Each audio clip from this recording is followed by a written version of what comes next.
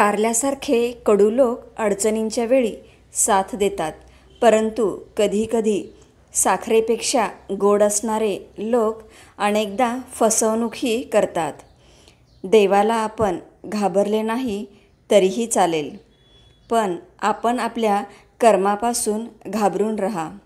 कारण शिव्या किंवा ओव्या, शाप किंवा आशीर्वाद, निंदा किंवा स्तुती, सुख किंवा दुःख यापैकी जे आपण दुसऱ्याला देऊ ते न चुकता परत आपल्याकडे येणार हा चैतन्यशक्तीचा स्वभावधर्म आहे, म्हणजेच निसर्गाचा नियम आहे व या नियमाला देव पण चुकलेला नाही.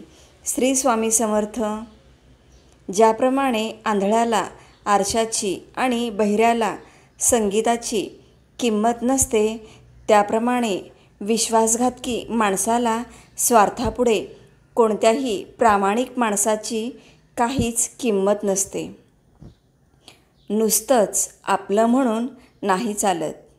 आपल्यांनी आपल्याला मनापासून आपलं समजावं लागतं.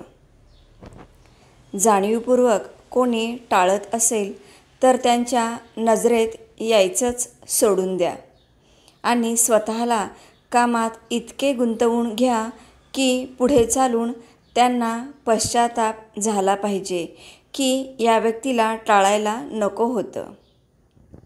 जो माणूस कष्टाला लाजत नाही त्याला जगात यशस्वी होण्यापासून कोणीही थांबवू शकत नाही. जो एकटं राहायला शिकला तोच जीवन जगायला शिकला, कारण इथे कोणीच कुणाचे नाही. जीवन जगताना संगत ही खूप महत्त्वाची आहे.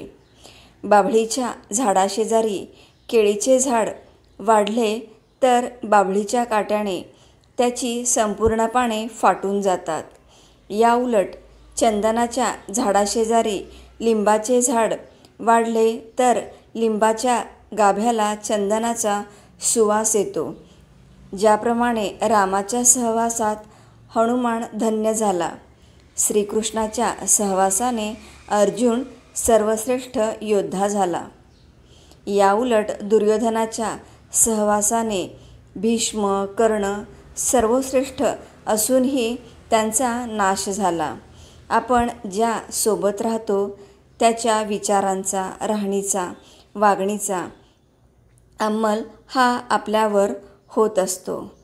संगतीने विचार श्रेष्ठ अथवा दूषित होतात.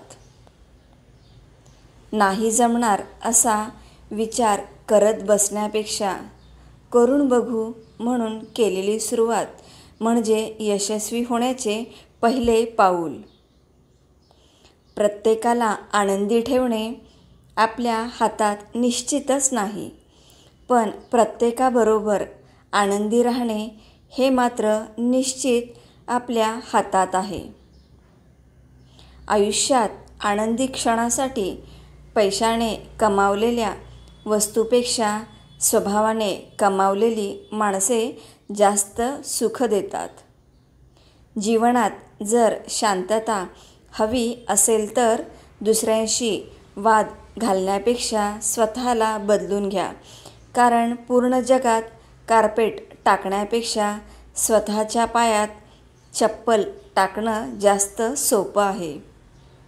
काल आपल्याबरोबर काय घडलं याचा विचार करण्यापेक्षा उद्या आपल्याला काय घडवायचे आहे याचा विचार करा, कारण आपण फक्त गेलेले दिवस मोजण्यासाठी नाही तर उरलेले दिवस आनंदाने घालवायला जन्माला आलोय. आयुष्यात कितीही पैसा कमवा, पण तुमच्याकडे मन मोकळं करणारं जवळ कोण नसेल ना तर तुमच्यासारखा भिकारी कोणी नाही. स्वतःच्या मनावर इतका ताबा असायला हवा की परिस्थिती कितीही वाईट असली तरी नेहमी स्वतःबद्दल आणि इतरांबद्दल चांगलाच विचार करता आला पाहिजे.